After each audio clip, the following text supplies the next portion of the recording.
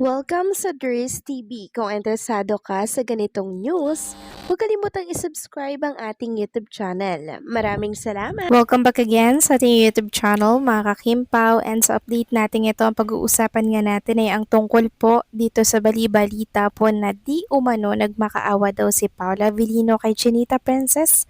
May katotohanan nga kaya ito? Pero bago natin pag-usapan yan, nais ko lamang pong magpasalamat sa inyong patuloy na pagsuporta at pagsubaybay po sa mga daily update natin. Kaya naman bilang pasasalamat, narito po ang isang napili ko komento patungkol ito sa naging previous update. Mula po ito kay Ginang Annabel Domingo. Sabi niya, "There's ano ba yan? Kada may picture si Paolo na may kasamang babae, laging sinasabi, GF niya, mga bashers lang naman ang nagsasabi niyan. Loyal si Paolo kay Kim at hindi niya sisirain ang tiwala ni Kim. Alam niya kung paano si Kim pag nagmahal. At pag sinira niya yon, alam ni Paolo kung paano magalit si Kim." Correct, Ginang Annabel Domingo. Tama po kayo sa inyong sinabi. Masarap magmahal si Chinita Princess, pero iba po siyang magalit, mga kakimpaw. Talagang pag nagalit siya, wala nang balikan. Goodbye na po agad kay Chinita Princess. Si Kim Chiu yung babaeng hindi niya po panghihinayangan kahit ilang taon pa po kayo niyan magkarelasyon. Dahil mas pinapahalagahan po ni Chinita Princess yung peace of mind niya, yung pagmamahal niya po sa kanyang sarili, na kahit ang sakit, ang hirap na para sa kanyang i-let go, gagawin niya po ito, mga kakimpaw, para po sa kanyang sarili. Hindi po deserve ni Chinita Princess masaktan, hindi po deserve ni Kim Chiu na lokohin at pagsinungalinan, 'di ba, mga kakimpaw? At alam kong alam 'yon ni Paula Avellino.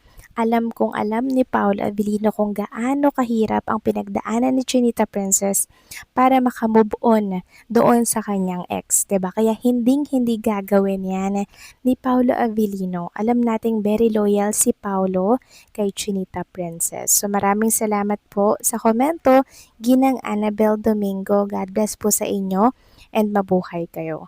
So eto na nga, pag-usapan na natin, mga kakimpaw, ang mga topic po na nakalap natin sa update na to, at unahin nating talakayin ang tungkol kay Chinita Princess.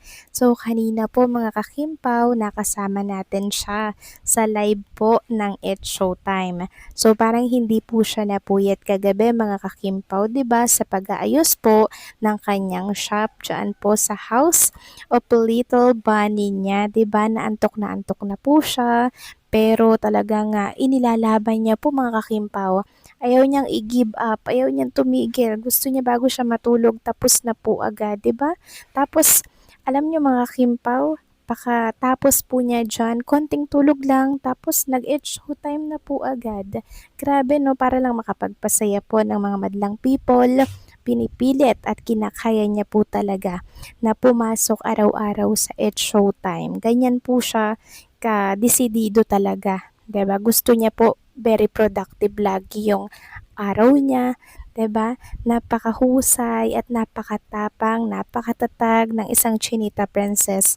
Sobrang kahanga-hanga po siya, kaya nakaka-proud lang na ito po yung sinusuportahan natin na artista, 'di ba? Na-inspire tayo, mga kakimpaw, na ganun din yung gawin natin. Gayahin din natin si Chinita Princess, na huwag tayong tatamad-tamad kasi sayang ang araw, sayang ang oras na wala tayong ginagawa, 'di ba?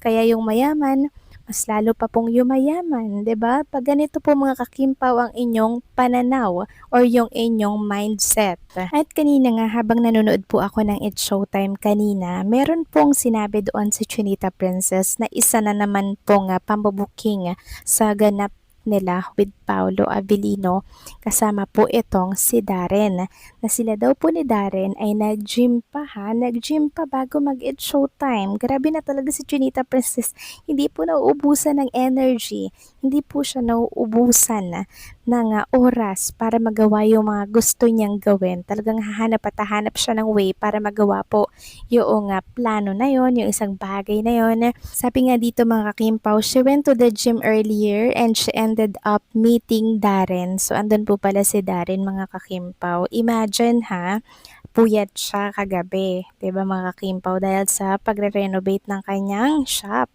Tapos gumising pa siya ng maaga para mag-workout. Grabe na to mga kakimpaw, no? So baka yung pag-workout niya na yan mga kakimpaw with Paula Avellino, talagang required dahil nga po sa gagawin po nilang series na Kopino na kung saan ay malapit na pong i-shoot kaya pinipilit po nila talagang gumising ng maaga para nga naman ma-target mga kakimpaw yung tinatawag na fit na katawan ni Kim and Paula Avellino para po doon sa kanilang magiging role sa Kopino. Samantalang para naman po sa mga bashers dyan ni Chunita Princess na araw-araw pong ginagawa ang pambabatikos kay Kim Chu, ito lang po yung isasampal ko sa kanila ngayon. Sa picture na to ni Chunita Princess mga kakimpaw, nagawa po ng isang fan. Ayon nga dito, Kim Chu isang tunay na breadwinner at sandiga ng bayan. Si Kim Chu isang tunay na babaeng malakas, mapagmahal at determinado. Hindi lang siya para sa sarili, kundi para sa pamilyang kanyang sinisikap bigyan ng mas magandang buhay. Sa likod ng kanyang tagumpay, nariyan ang tiyaga, sipag at puso na walang sawang magbigay para sa mga mahal niyang tao.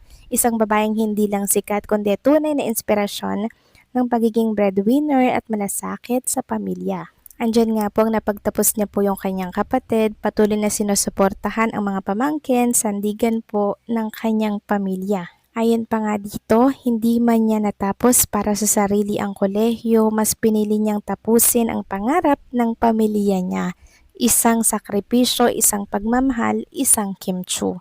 Napakaganda mga kakimpaw, 'di ba? Natunay po na nagsakripisyo si Kim Chu para po sa kapakanan ng kanyang kapatid at ng kanyang pamilya. Kaya kudos kay Chinita Princess. Samantalang pag-usapan naman natin mga kakimpaw, ang tungkol dito sa nabasa ko lang dito po sa mundo ng social media.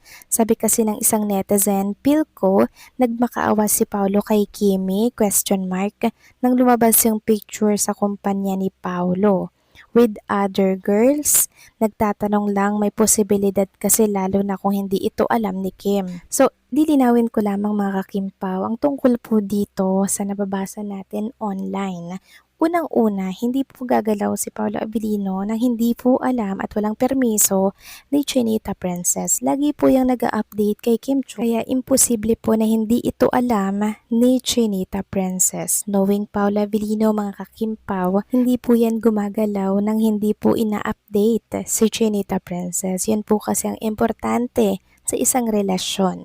And tungkol naman sa di umano ay pagmamakaawa daw ni Paolo Avellino kay Chinita Princess, I don't think so. Hindi natin sure yan mga kakimpaw.